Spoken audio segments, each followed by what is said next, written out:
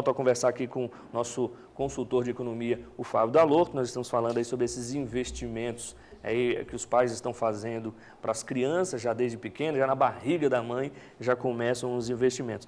Fábio, e as aplicações financeiras, quais são as melhores, ou quais seriam as melhores? Pois é, aí falando então de poupança para pagar a educação dos filhos, nós temos algumas oportunidades, algumas formas de poupar. A mais tradicional conhecida no Brasil é a própria poupança, aquela feita pela Caixa Econômica Federal, em que milhares de brasileiros fazem todos os meses, né?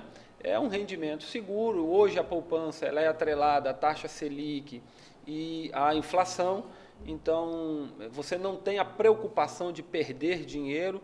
Em hipótese nenhuma você vai ter rendimento menor do que a inflação, então é uma boa forma de você se proteger, principalmente, Herbe, quando você não tem valores maiores para poupar, porque a poupança ela tem essa característica de aceitar depósitos de 50, 60, 70, 80 reais. Então ela é bem flexível nesse sentido. Esse exemplo dos 18 anos, por exemplo, aí, R$66 estava ótimo. Estava ótimo. Poupança, né? Inclusive o rendimento de 0,8 é mais ou menos o que o rendimento da caderneta de poupança vem dando ao longo do tempo, né? Ela dá 0,6, ela dá 0,5% mais correção monetária, né? Então esse rendimento é um rendimento, inclusive, bem equiparado com a simulação que nós fizemos. Depois nós temos os investimentos em fundos de renda fixa, que aí você precisa de poupar um valor um pouco maior.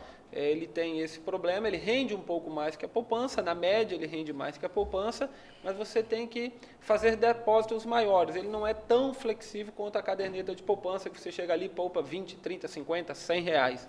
Você precisa aportar um pouco mais de capital naquela poupança que você está fazendo, mas também ele é seguro, tem pouca variação e é difícil que você tenha algum tipo de perda, mesmo em momentos de inflação.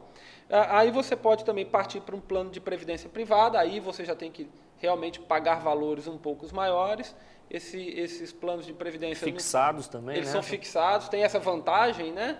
Que ele te educa. Disciplina a pessoa. Disciplina. Você todo mês vai ter aquele valor, como até a professora Gislene disse ali na entrevista, que ela paga para os filhos dela, e aí aquilo virou uma despesa dela, né? Todo mês o banco vai lá, debita da conta dela e credita no plano de previdência privada dos filhos dela. Agora, sempre lembrando que aí você tem que ter um pouco mais de disponibilidade financeira, você já tem que ter uma conta corrente que vai debitar dela e creditar no seu plano de previdência privada. O interessante do plano de previdência privada é que, mesmo depois que você pare de pagar e que o plano retorne as prestações, ele é perene, né? Ele vai acontecer durante um prazo mais longo do tempo. Agora, realmente precisa de um volume de poupança bem maior.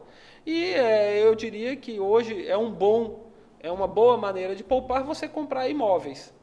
Os imóveis têm, falou, né? Exatamente, os imóveis têm se valorizado bastante, então quando você compra um imóvel, é bem provável que daqui a 18 anos, 15 anos, 10 anos, quando seu filho ingressar na faculdade, você vai ter um bom rendimento na venda daquele imóvel, vai conseguir bancar todas essas despesas de educação com seu filho.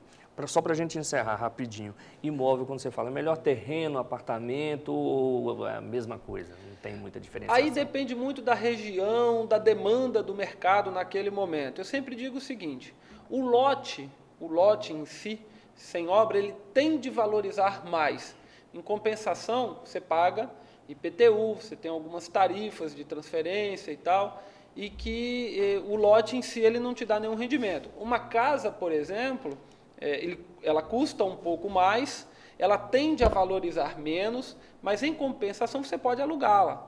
Você então tem retornos daquele investimento imediatamente após a compra. Então, se você está pensando ao mesmo tempo investir para ter rendimento futuro e ainda ter algum tipo de ganho momentâneo, eu acho que uma casa, um imóvel, uma sala comercial, qualquer coisa dessa natureza, é mais apropriado.